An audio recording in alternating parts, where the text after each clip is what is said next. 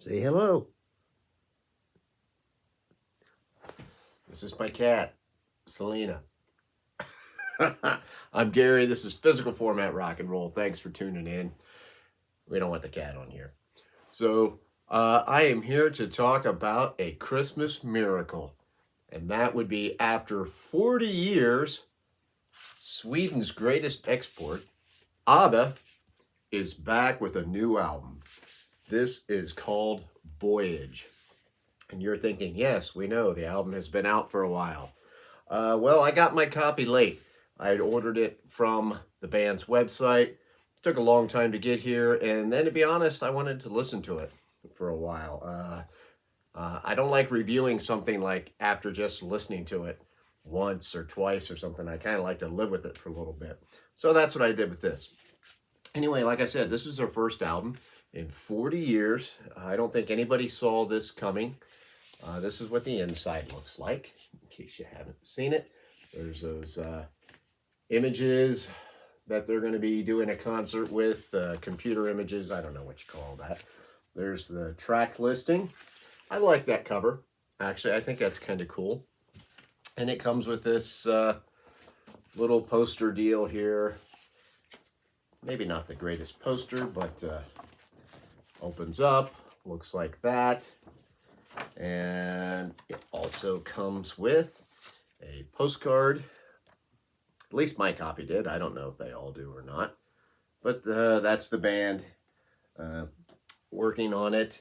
And then, of course, it has the lyrics, which are always helpful. Let's see here. This is it's just pretty, basic. I just got the basic black vinyl. I do like the way, of course, they have see how the A is white there. Then on the other side, the B is white. That's how you know side 1 and side 2 on this thing. So anyway, what do I think about the album? Well, I wrote some notes down. Let me run through some of the songs here. So it opens up with I Still Have Faith in You. And this is kind of basically like a love letter from the band to themselves and probably to their fans. It's a great opening. It's just a nice, mature ABBA ballad. I think it's sung well. The music sounds great. It's kind of like, I like the line in there where they say, do I have it in me? Basically asking, hey, they probably have a fear of not being able to replicate their past. So, that's probably one of the things that stopped them from doing anything like this is like, well, we don't want to sound like crap compared to what we did years ago. So this is just the words are very good on this song. I really like it. Next up is When You Dance With Me. This is a short song. It's a up-tempo one. It's got this Irish sounding kind of keyboard melody that goes through it. The whole thing, said you left for the city. Did you miss me while you were gone? Kind of like maybe, that could be also the band talking to the fans. Hey, you left for something else, or maybe it's kind of like, I don't know, maybe not so much the fans, but talking to other members in the band. You left, you went for solo careers or this or that. Did you miss being all together? The next song is called Little Things. This is almost like some kind of Christmas song in a way. It takes place on Christmas morning. It's a wife talking to her husband while they're still in bed. The kids haven't got up yet. Just talking about the little things that are great in life. I don't know. It's okay for a Christmas song. I'm not crazy about it. It kind of it's got a kids choir at the end. Probably one of my least favorite songs on the album. Next is Don't Shut Me Down. This sounds like a number. This definitely could have been on like Super Trooper. It's a mid-tempo AOR type of song. Basically the character is asking for another chance, saying, hey, I am not the same as I was before. These bad things you remember about me. I'm not that person anymore.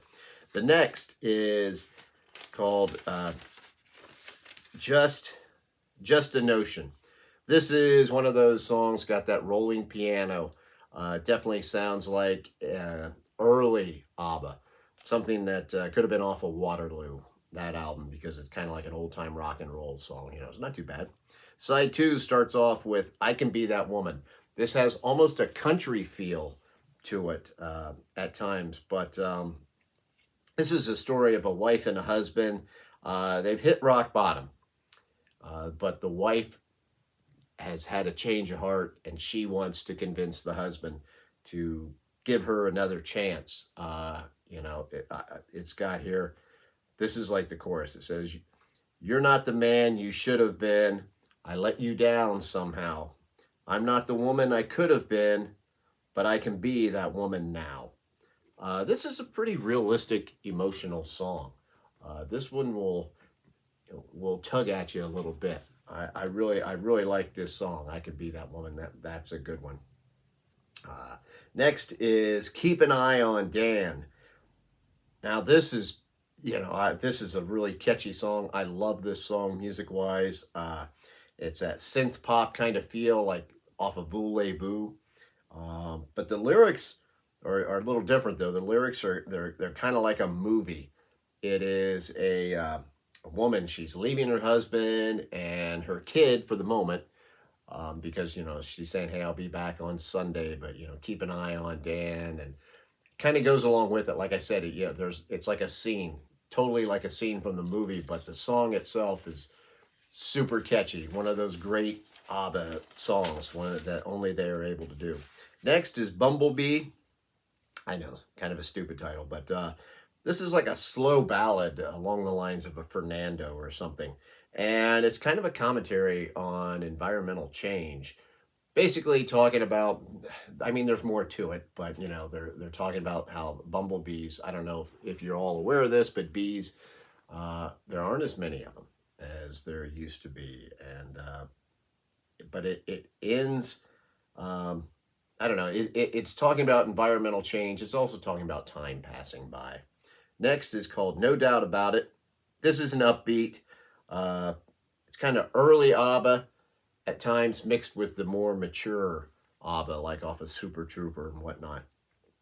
But it ends with the line, "This isn't where it ends," which kind of leads you to believe, will there be another ABBA album? I don't know. Next is Ode to Freedom, which has like orchestrated music to it. It's it's good. It's a dramatic song. It's kind of a cool way to end the album. Now, I will say, sound-wise, recording, there's something about this recording that it's not that it doesn't sound good, but it's like it's low. The volume on it is lower. Like if I'm playing this album and then I play another album, the other album is much louder.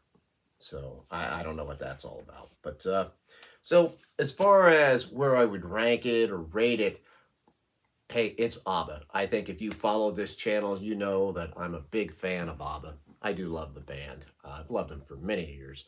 Now, this is definitely not their best album.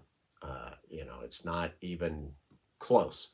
But it's still a very good album. It's from ABBA. It sounds like ABBA. It sounds like the mature ABBA, more than it does some of the, like Arrival or anything before that. But I will definitely take it. I mean, the fact, this is amazing that this band has been away for 40 years since they made an album, and all of a sudden they come back and can make an album that sounds this much, like what they were doing before. Yeah, it's not quite the same, but there's not many bands that could do that, could just pick back up, and it's, obviously all four of the original members. And, hey, I'm just thankful that they decided to do this before it was too late, right?